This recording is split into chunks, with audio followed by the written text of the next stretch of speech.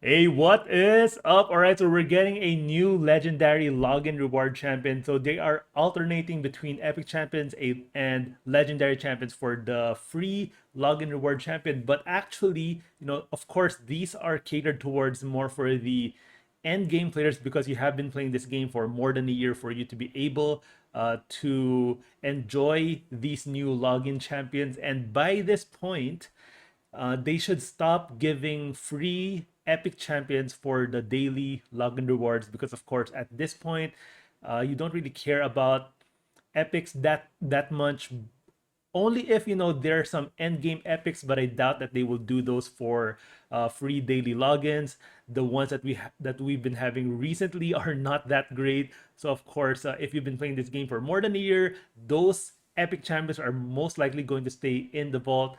And some of the legendaries that they're putting out for the free daily login aren't that great either, especially at this point in the game when you're getting them as a free legendary. Now I do get they are but they're going to stay in the vault for most of these players. Now this legendary right here I might actually use maybe for faction wars.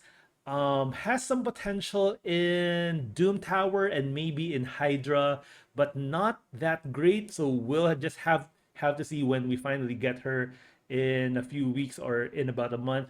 All right, so ARIX, HP based legendary magic champion from the Knights Revenant. A1 is an AOE, has a 25% chance of removing one random buff from each target. So that's actually a decent A1. I'm thinking that could be useful for Hydra. I'm thinking of Doom Tower as well. So yeah, so it's definitely a very good A1. A2 is also an AoE that has a 50% chance of placing a stun for one turn. I don't know how high this chance will go. I doubt that we will get a 100% chance to stun because that would mean that the other 50% would come from books. So maybe 70, maybe 75% chance.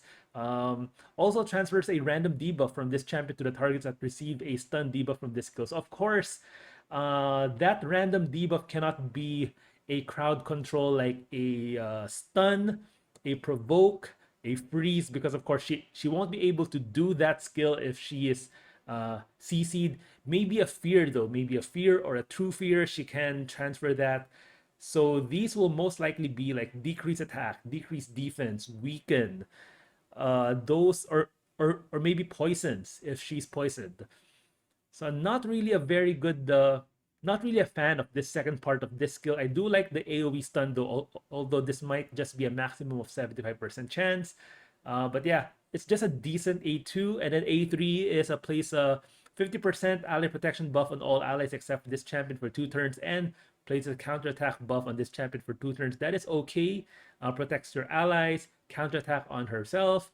And of course, counterattack would mean that she would do her A1 more often, and that is good. All right. Passive fills this champion's turn meter by 5% each time an ally inflicts a critical hit. Now, I think that's the best part of her kit right there. This first part of her passive fills this champion's turn meter by 5% each time an ally inflicts a critical hit. If you are critting often, this can really boost her turn meter a lot, and she can get so many extra turns so that she can continually place ally protection on your entire team.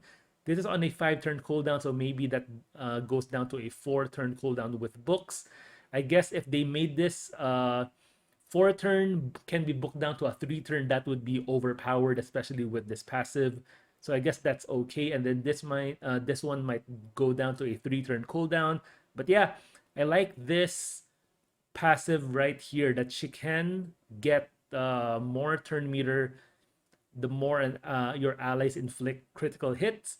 Also heals this champion by 5% of their max HP each time an enemy inflicts a critical hit. Now this one I'm not not that big a fan of this skill. In arena, if you do get critted by the enemy, you're most likely going to die. And anyway, if it's a Trunda or any other big nuker, so 5% isn't going to do much.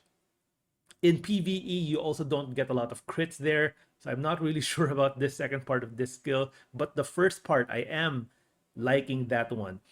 she can be useful for Knights Revenant Faction Wars, especially for stage 21 with that triple Valk wave.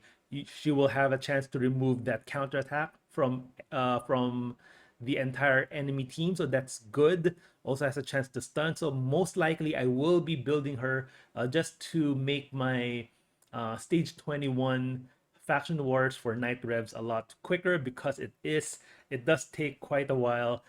So yes, but for my account, that's the only place where I might use her. In Hydra, she might do okay though, but this A2 doesn't really do much for Hydra. Of course, the stun doesn't do anything for Hydra.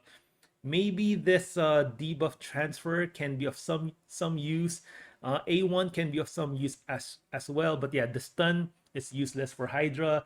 Can be useful for early game Doom Tower. Now, if you get her early game, she's great. You're going to use her in a lot of different contents in the game, but if you've been playing this game for a year or two, maybe not. Um, so it's turning out that these free login reward champions are cool if you get them early game. Not so cool if you get them late game, which is kind of weird because, of course, anyone who will get ARIX as a free daily login reward will be playing this game for about 2 years now. So I don't know, Plarium. Not that excited, but it's okay. All right, that's it.